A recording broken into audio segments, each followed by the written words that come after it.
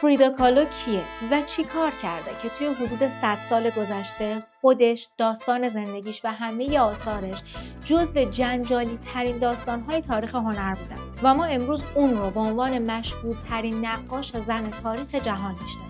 اونم زنی که فقط 47 سال عمر کرد و توی همین 47 سال از فلج اطفال گرفته تا یه تصادف وحشتناک، 32 بار عمل جراحی و خیانت‌های پی در پی همسرش و در نهایت قطع پای راستش رو تجربه کرد. یه زندگی سراسر درد و رنج. امروز راجع به فریدا کالو، نقاش آوانگارد و سورئالیسم مکزیکی بیشتر می‌دونیم.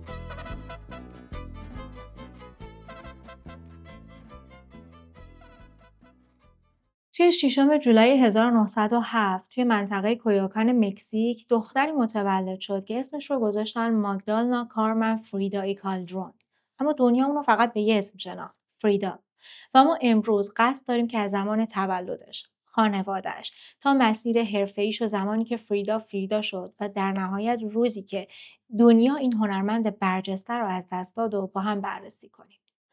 گیرمو کالو، پدر فریدا، خودش یه عکاس یهودی آلمانی بود که سالها قبل از به دنیا آمدن فریدا به مکزیک مهاجرت کرده بود و اونجا با مادر فریدا یعنی ماتیلده کالدرون آشنا شده بود. ماتیلده خودش یه زن دورگه بود، بومی مکزیک و اسپانیایی و به شدت هم زن مذهبی و سختگیری بود. این ازدواج دومین ازدواج گیرمو بود و گیرمو از ازدواج قبلیش 2 تا دختر داشت که توی صومعه زندگی می‌کردن و خواهر ناتنی فریدا محسوب می‌شدن. گیرمو و ماتیلده هم صاحب 4 تا دختر شدن. به ترتیب ماتیلده دختر ارشد که اسم مادرش رو روش گذاشته بودن، آدریانا، فریدا و در نهایت دختر کوچیکتر کریستینا. این اسمو توی ذهنتون نگه دارین چون جلوتر قراره که بیشتر راجبش بشنویم. دوران کودکی فریدا به نوع خودش بسیار پرچالش و جنجالی محسوب میشد. چرا؟ چون از یه طرف توی خانواده شرایط این شکلی بود که همونجوری که گفتم مادر بسیار مذهبی و سختگیرشون ماتیلده اونا رو به جلسات اعتکاف می‌برد، اصرار داشت که توی مراسم‌های مذهبی شرکت کنن و فریدا و به خصوص کریستینا هم هیچ علاقه به این مراسم‌ها نداشتن. از اون طرف مادرش یک کمی خشن بود و رفتارش اونقدر مهربون نبود و به همین دلیل بود که فریدا مادرش رو رئیس من صدا می‌کرد و خونه‌ای که زمان کودکی توش زندگی می‌کرد و اینجوری توصیف می‌کرد: بسیار بسیار غمگین. از طرف دیگه سال 1910 یعنی زمانی که فریدا فقط 3 ساله بود انقلاب مکزیک اتفاق افتاد و این چنان تأثیری توی روح و روان فریدا گذاشت که فریدا تا پایان عمرش هر جا ازش میپرسیدن که متولد چه سالیه میگفت 1910. چرا؟ چون دوست داشت تولد خودش رو با انقلاب مکزیک یکی کنه. اما شاید اولین اتفاق تلخ جدی زندگی فریدا زمانی براش اتفاق افتاد که 6 ساله بود. فریدا درگیر بیماری فلج اطفال شد. یه بیماری که خب اون زمان خیلی از بچه‌ها درگیرش می‌شدن و مسیر زندگیشون برای همیشه تغییر می‌کرد. فریدا به خاطر این بیماری مجبور شد که چند ماه توی خونه بستری بشه و از اون بدتر یه انحراف موندگار توی پای راستش باقی موند و پای راستش واسه همیشه از پای دیگه‌اش کم توان‌تر و لاغرتر شد. اما باباش یعنی گیرمو اومد و اینجای داستان تبدیل شد به قهرمان دختر کوچولوش. یعنی چی؟ یعنی به جای اینکه بخواد بهش ترحم کنه یا بهش دلسوزی داشته باشه، اومد به اون کشتی یاد داد، شنا یاد داد، فوتبال یاد داد، چیزایی که خب اون زمان انجام دادنش برای یک دختر سالم هم خیلی مرسوم نبود. ولی با این حال وقتی فریدا وارد مدرسه شد، دانش آموزایی که یکم بی‌رحم‌تر از بقیه بودن، فریدا رو با یک لقب نه چندان جالب و عجیب صدا می‌کردن. اونا به فریدا میگفتن فریدای پاچوبی و همین خجالت و شرمی که فریدا نسبت به نشون دادن پاهاش داشت باعث شد که اون از همون زمان تا روزهای آخر عمرش دامنهای بلند و پفدار رنگی بپوشه که اصلا این عیب ظاهریش دیده نشه.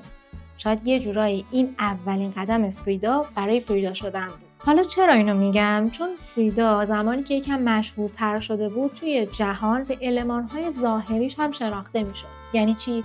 یعنی همون دامنهای پفدار و رنگی رنگی، ابروهای به هم پیوستش، آرایش سنتی مکزیکیش و حتی موهای بافتش. حالا برگردیم به دوره نوجوانی فریدا. زمانی که فریدا بسیار زیاد به پزشکی علاقه‌مند شده بود و دلش می‌خواست وارد دبیرستان ملی مکزیک بشه. دبیرستانی که یکی از بهترین دبیرستان‌های اون زمان مکزیک بود و فقط نخبه‌هایی که میتونستن از تمام امتحانات ورودیش بگذرن وارد این دبیرستان می‌شدن. فریدا از بین 2000 تا دانش آموز که توی اون مدرسه قبول شده بودن، یکی از 35 تا دختری بود که وارد اون مدرسه شده بود. تصور کنید یه مدرسه فقط 35 تا دانش آموز دختر داره و فریدا یکی از اونا بود. اما جالب اینجاست که مادرش به خاطر اینکه مذهبی بود و اصلا از نظرش توی اون زمان درس خوندن دختر به خصوص توی یک همچون مدرسه‌های جالب نبود، به شدت با ورود فریدا به این دبیرستان مخالف بود. و یه جورایی هم میشه بهش حق داد. چرا؟ چون فریدا همونجا بود که اولین بار با ایده‌های انقلابی و فلسفه و کمونیسم آشنا شد و حتی توی یه گروهی عضو شد که به اسم کاچیوچاز شناخته میشد، یه اسم مکزیکی، و اونجا با هم کتاب‌هایی رو رد و بدل می‌کردن که راجع به اینجور ایده‌ها بیشتر می‌دونستن و بیشتر می‌خوندن. حتی فریدا اولین رابطه زندگیش و اولین عشق زندگیش رو هم توی همین دبیرستان پیدا کرد. الکس، یکی از همسن و سالاش که سال بالایی خودش بود و تو همون دبیرستان درس میخوند و اونا با هم یه رابطه خیلی عاشقانه و خوب داشتن که تعهداتی که فریدا نسبت به خانواده و مادرش داشت باعث میشد که اونا بعضی اوقات از همدیگه دور بیفتن و نتونن همدیگر ببینن. مثلا توی زمانهای شلوغی مکزیک و زمانی که بحث سیاسی بالا میگرفت، مادر فریدا دیگه بهش اجازه نمیداد که اون بره مدرسه و اینجوری اونا از هم دور میشدن و فقط میتونستن از طریق نامه‌نگاری با هم در ارتباط باشن. اما در هر شکل فریدا بسیار زیاد از شرایط زندگیش راضی بود توی اون زمان. عاشق علم زیست شناسی بود، عاشق الکس بود و همه چیز به نظرش خیلی ایدئال میومد. و شاید فکرش هم نمیکرد که یه روزی یه تصادف همه مسیر زندگیشو عوض کنه. 17 سپتامبر 1925 فریدای 18 ساله، زمانی که داشت از مدرسه پزشکی به همراه الکس به خونه برمیگشت، سوار یه اتوبوس شد. اما اون اتوبوس هیچ وقت به مقصد نرسید. چرا؟ چون یه تراموا با سرعت بسیار زیاد به اتوبوس برخورد کرد و بیشتر سرنشینان اون اتوبوس جونشون رو از دست دادن. اما فریدا زنده موند در حالی که تمام بدنش زیر قطعات اتوبوس خورد شده بود. یه میله فلزی بلند از لگن فریدا وارد بدنش شده بود و از اندام جنسیش خارج شده بود. استخون شونه، ستون فقرات، لگن، پای راست و زانو خورد شده بود. پزشکا بهش گفتن که فریدا دیگه هرگز نمیتونه مادر بشه و علاوه بر اون باید 3 ماه کامل توی تخت بیمارستان بستری باشه. بستری به این معنایی که حتی پاشو از تخت پایین نذاره. فریدا شاید فکرش هم نمیکرد که این حادثه نقطه عطف زندگی اونه. زمانی که خبر این تصادف به گوش پدر و مادر فریدا رسید، انقدر شوک شدن و اصلا این خبر براشون غمگین کننده بود که حتی تا چند روز نمیتونستن به ملاقات فریدا توی بیمارستان برن. پدرش که اصلا دچار یه افسردگی شدید شد. ولی نکته‌ای که شاید جالب باشه و الان براتون سوال پیش اومده باشه اینه که خب الکس چه بلایی سرش اومد توی تصادف؟ هیچی. الکس آسیب جدی ندیده بود و درباره زمان تصادف فریدا هم اینجوری میگفت که من فکر نمی‌کردم فریدا بتونه از این حادثه جون سالم به در ببره. زمانی که فریدا توی بیمارستان بود، فریدا و الکس با همدیگه نامه‌نگاری می‌کردن و از حال هم خبر داشتن. اما الکس حاضر نمی‌شد که بیاد توی بیمارستان و فریدا رو ببینه. حالا چرا؟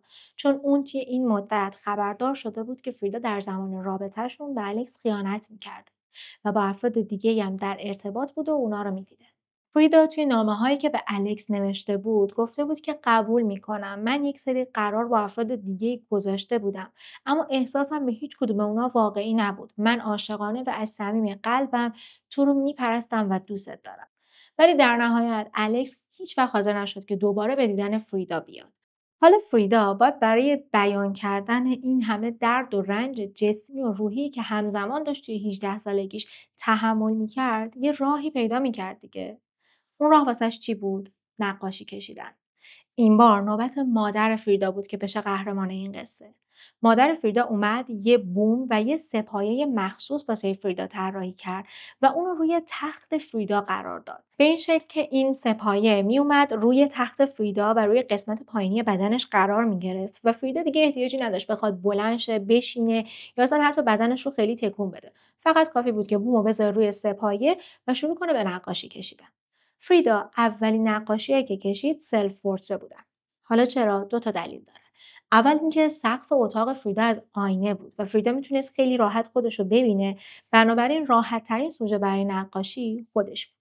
و دلیل دومی که فریدا بهش اشاره کرده اینه که من خودم رو میکشم چون خودم رو بهتر از همه میشناسم. من کسیم که توی همه دردها و رنج‌ها با خودم همراه بودم. این میشه دلیل دومی که فریدا بیشترین تعداد سلف پورتره رو توی عمرش کشیده. اولین اثر جدی فریدا Self Portrait in a Velvet Dress بود، یعنی زنی با لباس مخمل قرمز که از تابستون 1926 نقاشی کردنش رو شروع کرده بود و اواخر همون سالم اونو هدیه داد به الکس. حالا چرا؟ چون متوجه شده بود که الکس داره به اروپا مهاجرت میکنه و یه جورایی میخواست با اون نقاشی و اون هدیه خودش رو به الکس یادآوری کنه و یه کمی هم توجهش رو جلب بکنه. ولی آیا موفق بود؟ نه، چون الکس درست زمانی که میخواست مهاجرت کنه اون سلف پورتره رو به فریدا پس داد و بهش گفت که نمیتونه خوب ازش مراقبت کنه، پس بهتره دست خود فریدا باشه. و دیگه کم کم رابطه الکس و فریدا توی همون سالهای 26 و 27 رو به پایان رفت. و در همون زمان درست بعد از حدود 1 الی 2 سال که فریدا با کورست‌های گچی روی تخت میخوابید و اصلا نمیتونست حرکت کنه، کم کم شروع کرد به راه رفتن و دوباره تونست توانایی‌هاش رو تا حد کمی به دست بیاره. اولین کاری که کرد چی بود؟ این بود که نقاشی‌هایی که کشیده بود رو جمع کرد و یک سری از اونا رو انتخاب کرد تا ببره به دیگو ریورا، نقاش معروف مکزیکی، نشون بده. حالا دیگو ریورا کی بود؟ کسی که قراره یه جورایی یکی از نقش‌های اصلی کل این اپیزود باشه. همونجوری که گفتیم یکی از نقاش‌های مشهور مکزیکی بود که دیوارنگاره‌هاش نه فقط تو خود مکزیک که توی آمریکا هم بسیار شهرت داشت و اصلا بسیار آدم معتبری توی دنیای هنر بود. دیگو به محض اینکه نقاشی فریدا رو دید بهش اعتراف کرد که اون خیلی استعداد داره و اگه تلاش و پشتکار هم داشته باشه حتما میتونه موفق باشه. فریدا هم خوشحال شد و از دیگو دعوت کرد که اگه فکر میکنه واقعا اون با استعداده بیاد به خونه اونا و بقیه آثار فریدا رو هم ببینه، چون این فقط یه بخش کوچیکی از آثاریه که فریدا توی این چند سال کشیده. اینجا یه نکته رو بگم. خونه‌ای که فریدا اون زمان توش زندگی میکرد همون خونه بود که توش به دنیا آمده بود و حتی تا آخر عمرش هم توی همون خونه موند و همونجا هم از دنیا رفت. اون خونه به خونه آبی معروف بود و الان هم تبدیل شده به موزه فریدا کالو. برگردیم سر داستانمون.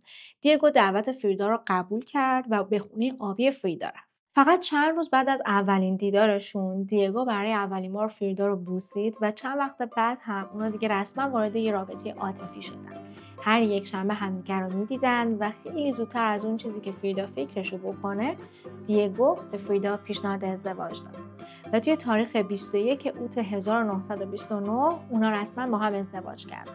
با اینکه مادر فریدا بسیار زیاد با این ازدواج مخالف بود و به اونا نسبت فیل و فاخته رو میداد. حالا چرا؟ چون زمانی که اونا با هم ازدواج کردن دیگو 42 ساله و فریدا 22 ساله بود، یعنی اونا 20 سال با هم اختلاف سنی داشتن و علاوه بر اون دیگو خیلی آدم متعهدی نبود و یک جوری به زنباره بودن شهرت داشت. برای همین طبیعی بود که مادر فریدا موافق این ازدواج نباشه. اما از طرف دیگه پدرش کاملا موافق بود. چرا؟ چون فکر میکرد که فریدا نیاز به درمان داره و دیگو با توجه به توانایی مالی و ثروتی که داره میتونه هزینه‌های درمان فریدا رو متقبل بشه. اما در هر صورت با وجود مخالفت‌ها و موافقت‌هایی که بود، این دو نفر با هم ازدواج کردن و رابطه عجیب و غریبشون رو شروع کردن. توی اولین سال بعد از ازدواجشون دیگو و فریدا با هم دیگه واسه اولین بار میرن آمریکا. اونجا قرار بوده که دیگو نقاشی‌های دیواری بکشه برای تالار معاملات بورس آمریکا و برای مدرسه هنری کالیفرنیا. 2 تا اتفاق بود که فریدا واسه اولین بار اونجا باهاش مواجه شد و واسهش خیلی تلخ و سنگین بود. اولش این بود که آدما اصلا فریدا رو به استقلال نمیشناختن. یعنی هیچ شخصیت و هویت مستقلی واسش قائل نبودن و همه به اسم همسر دیگو ریورا معرفیش میکردن و حتی صداش میکردن. و خب این برای شخصیتی مثل فریدا اصلا قابل قبول نبود. از طرف دیگه تضاد و اختلاف طبقاتی که توی آمریکا وجود داشت برای فریدا بسیار سنگین بود و انقدر تحت تأثیرش قرار داشت که وقتی که برگشت بر اساس اون چیزهایی که توی آمریکا دیده بود چند سال بعد یک نقاشی کشید به اسم My Dress Hangs There یا لباسم اونجاست که توی اون به طور مستقیم به اختلاف طبقاتی و فرهنگی که توی آمریکا وجود داشت اشاره میکرد. سال بعد یعنی 1931 دیگو و فریدا با هم رفتن نیویورک برای اینکه دیگو قرار بود یه نمایشگاه انفرادی از آثارش اونجا برگزار کنه. تمام این اتفاقا اونجا هم تکرار شد و فریدا باز این عدم استقلال هویت رو اونجا هم تجربه کرد. سال بعدتر یعنی 1932 دیگو و فریدا رفتن به دیترویت آمریکا. اما توی این سفر یکی دیگه از اتفاقات تلخ زندگی فریدا رقم خورد. زمانی که اونا به دیترویت رفتن، فریدا 3 ماهه باردار بود و با توجه به اینم که پزشکا بهش هشدار داده بودن، فریدا نتونست اون بچه رو نگه داره و یک سقط رو تجربه کرد و انقدر حالش رو به وخامت رفت که مجبور شد توی بیمارستان هنری فورد بستری بشه و بعد مرخص شدنش یکی از مهمترین سلف پورتره‌های خودش رو به اسم بیمارستان هنری فورد نقاشی کرد. این نقاشی فریدا رو در حالی نشون میده که روی تخت بیمارستان دراز کشیده و در حالی که داره خونریزی میکنه 6 تا شیء نمادین با رگ‌های خونی به بدنش متصل شدن. یک سری از این شیئات چیا بودن؟ جنین، یک استخون لگن، یعنی همشون دارن اشاره میکنن به اتفاقات فیزیکی که فریدا تجربه کرده. موتورهای صنعتی، گل ارکیده و حلزون که فریدا یه جورایی نماد خودش میدونست به خاطر اینکه از شدت درد انقدر کند شده بود که حتی نمیتونست حرکت کنه. بعد از این اتفاق و از زمانی که یه ذره فریدا حالش بهتر شده بود، اونا تصمیم گرفتن که برگردن مکزیک و توی خونه جدیدشون در محله سن آنجل زندگی کنن. یه خونه آبی و صورتی که هم خونه‌شون بود و هم استودیوشون بود. یه ویلای آبی، یه ویلای صورتی که با یه پل به هم متصل شده بود. منتها این بار کریستینا خواهر کوچیکتر فریدا هم اومد تا با فریدا کنار هم زندگی کنن. ولی آیا همه چیز خیلی خوب و قشنگ پیش رفت؟ نه. اول از همه این که توی همون سال فریدا مادرش رو از دست داد، یعنی 1932. و بعد از اون هم تو سال 1934 فریدا دوباره یه سقط دیگر رو تجربه کرد. و از همه بدتر، اتفاقی که یه جورایی میشه زندگی فریدا رو به قبل و بعد از اون تقسیم کرد. همونجوری که یه ذره قبل‌تر گفتیم، دیگو آدم متعهدی نبود و از همون روزای اول ازدواجشون یکی بعد از دیگری خیانت‌های متعددی به فریدا کرده بود و فریدا از همه اونا آگاه بود. اما توی تابستون سال 1934 فریدا یک روز دیگو رو همراه با کریستینا خواهرش توی تخت خواب دید. و این اتفاق انقدر براش عظیم و بزرگ بود که دیگه نتونست خیانت‌های دیگو رو تحمل کنه و تصمیم گرفت که بلافاصله اون خونه رو ترک کنه و از دیگو جدا شه. اما شاید تنها بعد مثبت و اتفاق روشنی که این خیانت و این جدایی برای فریدا داشت، این بود که فریدا تصمیم گرفت نقاشی رو به صورت جدی‌تر ادامه بده و یه جورایی تمام شاهکارهایی که فریدا بعد از اون دوره خلق کرد، الهام گرفته و نمادین از همین خیانت و همین اتفاق تلخی بود که براش افتاده بود. حالا ما زمانی که داریم سیر زندگی فریدا رو با هم تعریف می‌کنیم و جلو میریم، دونه دونه این نقاشی‌ها رو بسته به سالش با هم بررسی می‌کنیم. اما اینو گفتم که اینجا یادتون باشه الهام و منشأ اصلی تمام اون نقاشی و شاهکارها همین اتفاقی بود که توی سال 1934 برای فریدا افتاد. بریم اولیشو با هم ببینیم. اولین اثری که با الهام از این اتفاق کشیده شد، چند ضربه کوچیک یا small few nips اسم داشت که فریدا رو نشون میداد روی تخت که خوابیده و داره باز ازش خون میره و بالای سرش دیگو وایستاده در حالی که یه قیچی توی دستشه و یه جورایی انگار میخواست بگه تمام اون زخمایی که روی تن فریدا و داره خونریزی میکنه زخماییه که دیگو بهش وارد کرده. این نقاشی مال سال 1935، یعنی تقریبا چند ماه بعد از اون اتفاق. بعد از اون هم توی همون سال 1935 دومین نقاشی خودش رو کشید که این بار یک سلف پورتره بود از خودش با موهای کوتاه فرفری. حالا چرا با موهای کوتاه؟ دقیقا به این خاطر که فریدا بعد از این اتفاق خیانت و جدایی موهای خودش رو از ته کوتاه کرد و یه جورایی اعتراض کرد به اون چیزی که مورد علاقه دیگو بود، چون دیگو عاشق موهای بافته و بلند فریدا بود و فریدا میخواست با این کارش اعتراض کنه که من دیگه توی چارچوب‌ها و قوانینی که منو مورد علاقه تو میکنه نمی‌گنجم. ولی آیا این جدایی تونست دووم بیاره؟ نه. فریدا با اینکه بعد از جدایی از دیگو رفته بود به نیویورک و داشت خیلی جدی نقاشی رو ادامه میداد، اما باز هم به صورت مداوم با دیگو در ارتباط بود. اونا به هم نامه مینوشتن و حتی توی اون مدت همدیگر رو هم میدیدن. در نهایت هم توی سال 1935 تصمیم گرفتن که برگردن و دوباره با هم زندگی کنن. حالا یه خورده بریم جلوتر و برسیم به سالهای جنگ جهانی دوم. توی این سالها به خاطر اینکه اروپا دیگه داشت تو آتیش جنگ میسوخت، پایتخت فرهنگی و هنری یا حداقل میشه گفت یکی از پاتوق‌های هنرمندان و همه سیاسیونی که ناراضی بودن و تبعید شده بودن اومده بود به مکزیک. و فریدا و دیگو به عنوان دو تا فرد شناخته شده، علل خصوص دیگو که دوستای زیادی هم داشتن، این دوستا رو توی خونه خودشون جمع کرده بودن و به اونها پناه داده بودن. یکی از معروفترین این افراد لئون تروتسکی بود. لئون تروتسکی یکی از کمونیستای خیلی شناخته شده در شوروی بود که اون زمان با استالین به مشکل برخورده بود. چرا؟ چون هر کدوم اونا یک گرایش جدایی از کمونیسم داشتن و با هم سر ناسازگاری داشتن. تروتسکی چی میگفت؟ اون اعتقاد داشت که انقلاب باید دائمی باشه. یعنی وقتی انقلاب تموم شد ما نباید بریم سراغ زندگیمون، باید سعی کنیم که انقلاب رو صادر کنیم به کشورهای جهان و یک سوسیالیسم یا در واقع کمونیسم جهانی رو برقرار کنیم. استالین باهاش موافق نبود، پس اون رو تبعید کرده بود و لئون تروتسکی هم از ترس جونش فرار کرده بود، اومده بود مکزیک و کنار دوستش دیگو و فریدا زندگی میکرد به همراه همسرش. اما نکته که وجود داره اینه، برای دقیق شدن این روایت تروتسکی از 2 سال قبل از جنگ جهانی، یعنی از سال 1937 بود که تصمیم گرفت بیاد و با دیگو و فریدا زندگی کنه. اون زمان تروتسکی حدوداً 52 ساله بود و بسیار هم مرد جذابی بود. فکر کنم تا حدی قابل حدسه که میخوام چی بگم.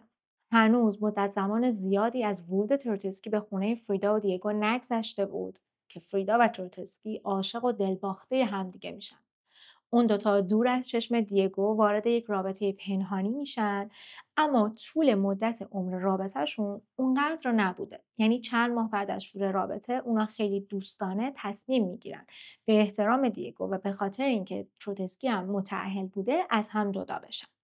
شاید جا داشته باشه که این نکته رو اینجا بگم که فریدان درست مثل دیگو در تمام سالهای زندگیشون شریک‌های جنسی و عاطفی متعددی داشت و بارها به دیگو خیانت کرده بود.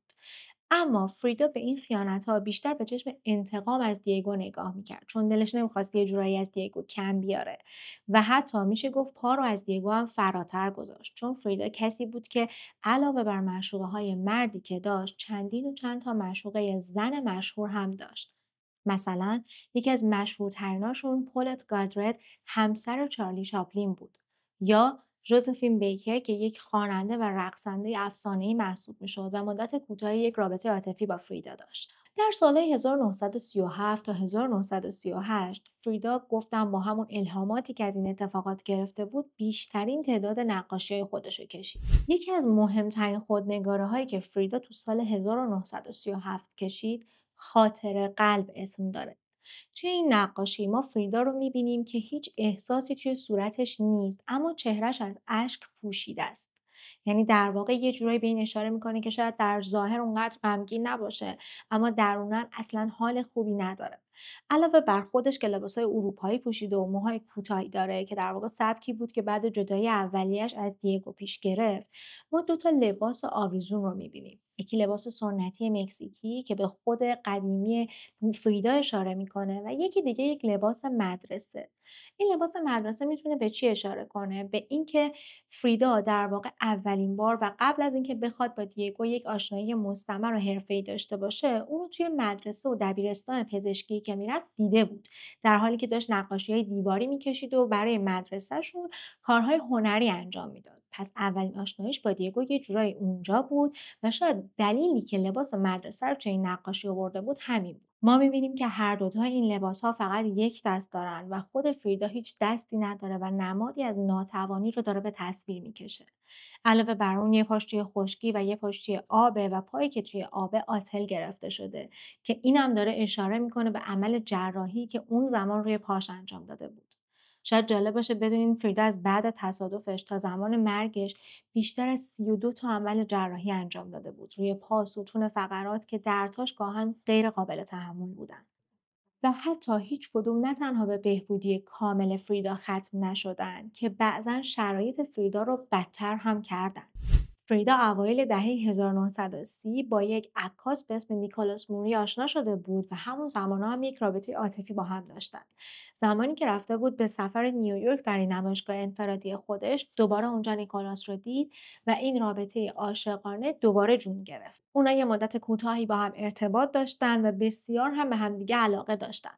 فریدا به نیکولاس میگفت که من انقدر عاشق توام که حتی اصلا نمیتونی تصور کنی. تنها کسی که تو زندگیم درست مثل تو و به اندازه تو دوست داشتم دیگوه.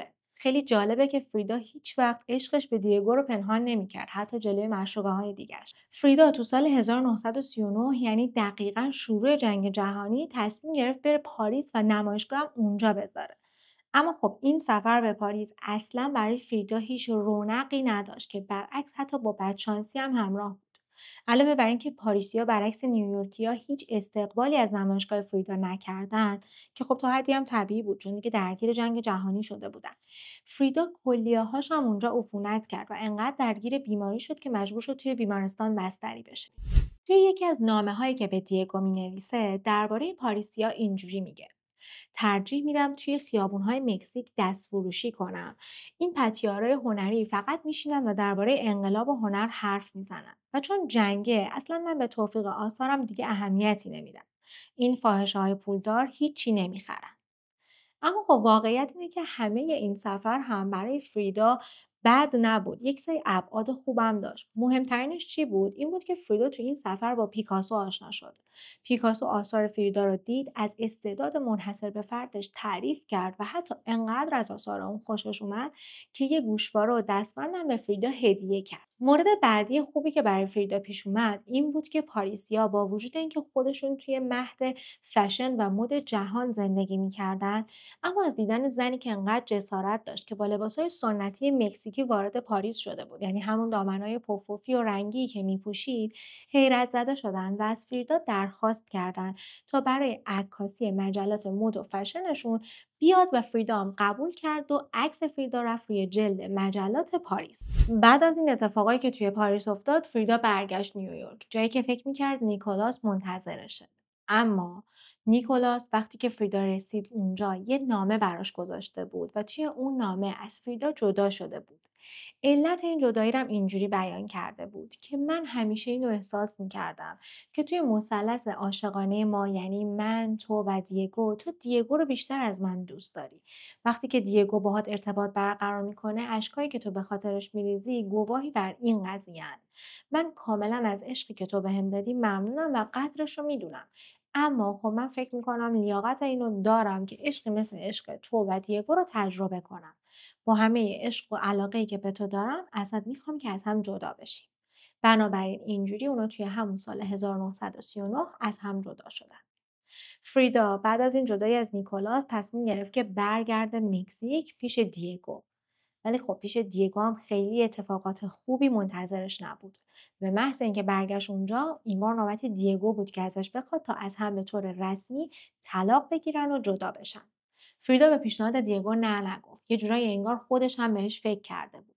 بنابراین فریدا و دیگو توی سال 1939 به طور رسمی از همدیگه جدا شدن. این زخم توی همون سال 1939 به یکی از مشهورترین آثار جهان نقاشی و شاهکارترین اثر فریدا راه پیدا کرد. دو فریدا. دو فریدا در واقع یه اثر معمولی نیست. یکی از شاهکارهای جنبش سورئالیسمه که نه تنها خود فریدا رو به شهرت رسوند که حتی هنوزم که هنوز راجبش بحث میشه، روش تحقیقات علمی انجام میشه و در واقع گفتم یکی از مشهورترین آثار هنری جهانه، نه فقط آثار فریدا. حالا توی تابلو دو فریدا ما چی میبینیم؟ خود فریدا رو میبینیم در قالب دو زن، یکی با لباسهای سنتی مکزیک مثل همیشه و اون یکی با لباسهای اروپایی که شبیه به لباس عروسه. این 2 تا زن دستای همدیگه رو گرفتن در حالی که از قلب هر دوشون خون میچکه و قلبشون بازه و هر 2 تا قلب هم با یک رگ خونی به هم متصل شده. دیگه کاملا واضحه که فریدا با این اثر میخواسته چی رو نشون بده. یکی از نکات قابل توجه این اثر ابعادشه. 1 متر و 70 در 1 متر و 70 سانت. یه اثر بسیار بزرگ که در واقع بلندترین و بزرگترین اثر فریدا محسوب میشه. یکی دیگه از آثار مهمی که تو سال 1940 فریدا کشید، نقاشی سلف پورتره با موهای تراشیده بود که بازم خودش رو نشون داد در ایام جدایی بعد از دیگو که برای دومین بار اومده بود موهاش رو از ته کوتاه کرده بود. این دوران زندگی فریدا انگار چکیده‌ای بود از تمام اتفاقات تلخی که توی سالها برای فریدا افتاده بودن. از جداییش از دیگو تا کوتاه کردن موهاش، دردهای جسمی وحشتناکی که دوباره سراغش اومدن و حتی اونقدر شدید شدن که اون مجبور شد بره عملهای جراحی متعدد انجام بده. حتی یک بار یکی از دکترها بهش گفته بود که اون دچار سل ستون فقرات شده و باید یه سری عملهای خیلی خطرناک انجام بده. اما فریدا حاضر نشد این عملا رو انجام بده و قبول نکرد. برای همین بلند شد رفت سان فرانسیسکو تا شاید دکترای اونجا ایده بهتری داشته باشن. علاوه بر اون یه آدم بسیار مهمی هم توی سان فرانسیسکو بود که فریدا دل تو دلش نبود تا دوباره اونو ببینه. دیگوی عزیزش. چون درسته که اونا مثل سری قبل از هم جدا شده بودن، اما بازم با هم ادامه داشت رابطه‌شون و به همدیگه نامه میدادن و فریدا از خداش بود که بتونه فرصتی پیدا کنه تا دوباره دیگو رو از نزدیک ببینه و همینم شد. اون رفت سان فرانسیسکو، بیمارستان بستری شد و دیگو دیگه از کنار تختش تکون نخورد. هر روز بهش سر میزد، ملاقاتش میرفت، با پزشکا صحبت میکرد و سعی میکرد هر کاری که از دستش برمیاد برای فریدا انجام بده. توی یکی از همین دیدارها و ملاقات‌ها دیگو یکی از دوستای خودش به اسم هاینز برگروئن که امروز موزه برلین به اسمش هست و با خودش برد بیمارستان. فریدا و هاینز اونجا همدیگر دیدن و با هم آشنا شدن. هاینز 8 سال از فریدا بزرگتر بود، اما در همون دیدار اول چنان تحت تاثیر فریدا قرار گرفت که بعد از اون هر روز به ملاقاتش میرفت، حتی زمانایی که دیگه دیگو اونجا نبود. و خب فکر کنم قابل حدس باشه که بخوام بگم یک رابطه عاطفی بین فریدا و هانس در گرفت و اونا یه مدت طولانی با هم رابطه داشتن و حتی بعد از اینکه فریدا از بیمارستان مرخص شد هم باز با هم توی یک هتل زندگی میکردن و رابطه عاطفی داشتن. حتی تا جایی که بعد از مرخصی فریدا این دو نفر با هم رفتن نیویورک و 2 ماه اونجا با هم زندگی میکردن. تا زمانی که دیگو به فریدا یک نامه نوشت و بهش گفت که بیا دوباره با هم ازدواج کنیم.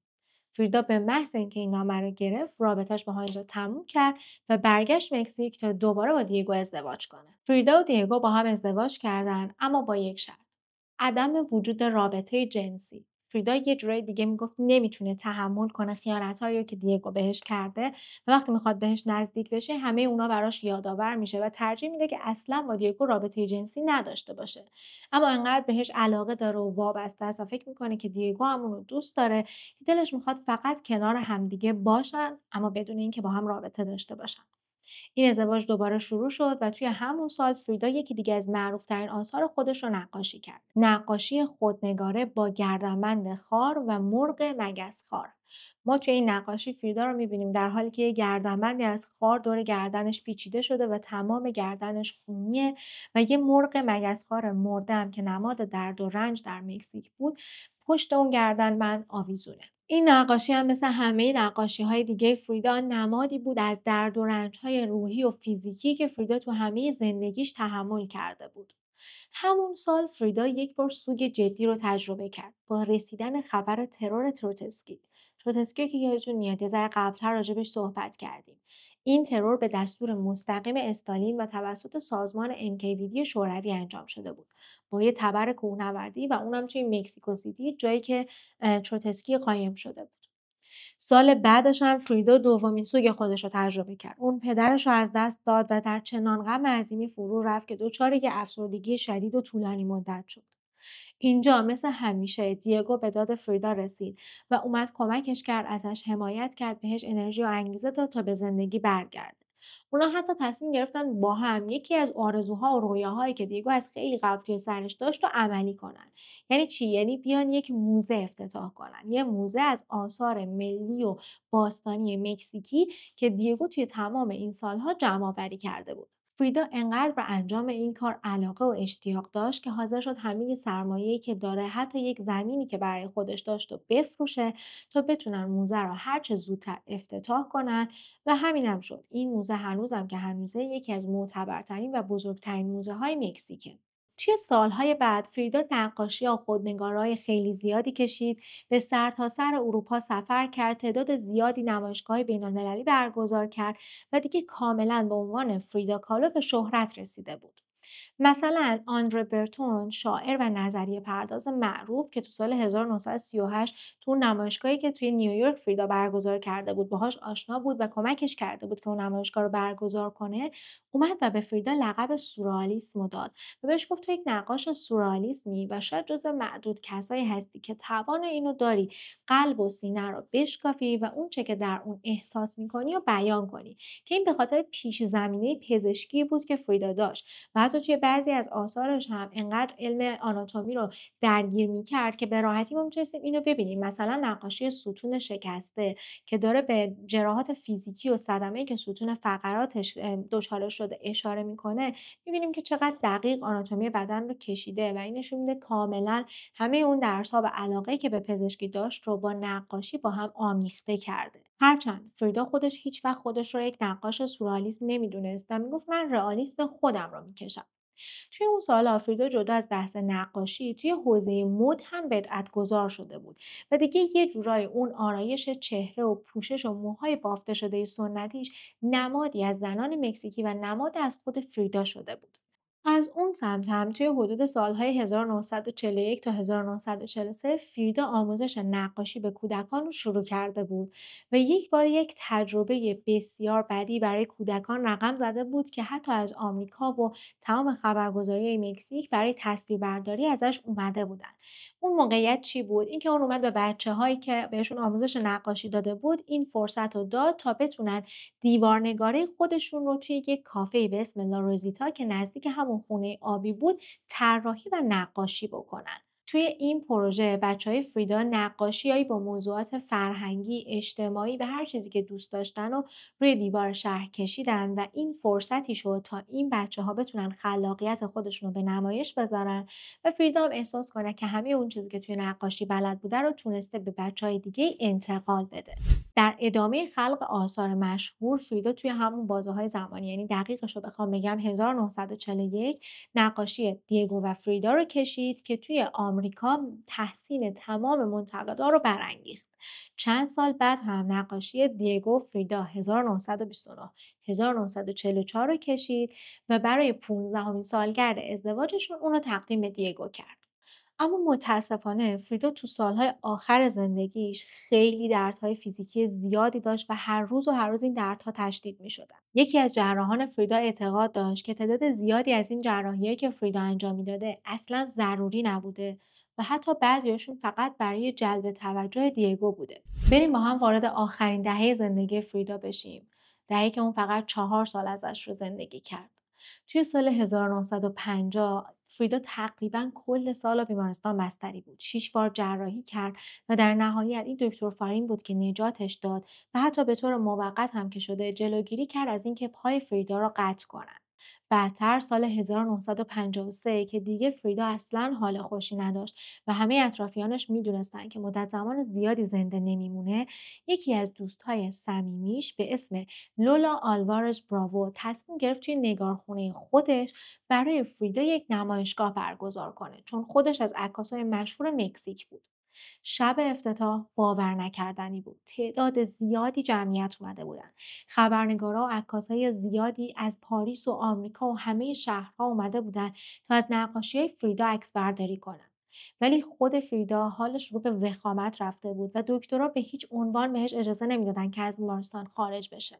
اما خب همونجوری که قابل حدسه فریدا خیلی آدمی نبود که بشه توی چارچوب و قانون نگهش داشت. بنابراین توی شب افتتاحیه زمانی که همه درگیر و مشغول بودن یهو دیدن که صدای آمبولانس داره میاد و بله فریدا با همه وخامت حالی که داشت با آمبولانس بر روی تخت برانکارد خودش رو به شب افتتاحیه نمایشگاهش رسونده بود. اون روی تخت خوابیده بود و در حالی که درد میکشید میخندید و تکیلا مینوشید. دلش نمیخواست شب افتتاحیه نمایشگاهش رو از دست بده. فریدا تو سال آخر زندگیش دچار بیماری قانقاریا شده بود و همین باعث شد تا پزشکا مجبور شدن همون پایو که از بچگی مشکل داشت قطع کنن. بعد از قطع پاش فریدا دیگه عملا عقلش رو از دست داده بود. به گفته خود دیگو انقدر عصبی شده بود که به سمتش اجسام یا پرتاب میکرد، داد و بیداد میکرد، فریاد میزد و حتی روزی 2 لیتر هم مشروب میخورد. فریدا درباره قطع پاش توی دفترچه خاطراتش حرف‌های ضد و نقیض زیادی نوشته. مثلا یه جا گفته که حالا پاهای منو بریدن و من دیگه یه نیمه انسانم. اما از یه جای دیگه یک بعد دیگه‌ای برگشته گفته که پاهای منو بریدن اما من چه احتیاجی به اونا دارم وقتی که بالهایی برای پرواز کردن دارم. یا مثلا توی یه نامه‌ای که به دیگو نوشته گفته که پاهای منو بریدن و درد اونقدر شدیده که حتی خوابیدنم هم مثل شکنجه است. ولی من هنوز زنده‌ام. در نهایت توی تاریخ 13 جولای 1954 فریدا کالو 47 ساله که درگیر بیماری عفونت ریه هم شده بود حالش رو به وخامت رسوند. دیگو دستور داد که یه پزشک بالای سرش بیارن تا بتونه از بیتابی فریدا کم کنه اما وقتی پزشک بالای سرش رسید فریدا کاملا آروم شده بود. این نقاش جسور و آوانگارد مکزیکی که یه جورایی نماد مقاومت در برابر دردهای جسمی و روحی آدمیزاد بود بالاخره به علت آبسه ریه از دنیا رفته بود. فریدا روز قبل از اینکه از دنیا بره یک فرشته سیاه رنگ و بالای تختش نقاشی کرده بود و چند روز قبل هم توی دفترچه خاطراتش نوشته بود امیدوارم که مرگ برایم لذت بخش باشد و امیدوارم که هرگز برنگردم. بعد از اینکه فریدا از دنیا رفت، دوستان اون و دیگو لباسهای مشکی تنش کردن، گردنبندها و گوشوارهای مورد علاقه‌اش رو به اون پوشوندن و طبق وصیت‌نامه فریدا جنازه اون رو سوزوندن. توی دهه 1980 مردم دوباره فریدا رو کشف کردن. فمینیست‌ها ازش به عنوان نماد فمینیسم و نماد استقلال یاد می‌کردن. معلول‌ها بهش علاقه داشتن به خاطر احقاق حقوقی که برای معلولان در نظر گرفته بود. فکر می‌کنم قصه فریدا ارزش شنیده شدن داشت، چون بهمون یاد میداد چطوری میتونیم با وجود همه چالش‌ها و دردهایی که روبرومون قرار میگیره و ما نقشی توی انتخابش نداشتیم، کنار بیاییم و بازم هر جوری که شده راه خودمون رو پیدا کنیم. مرسی از اینکه تو این اپیزود با ما بودین. هفته دیگه میبینمتون.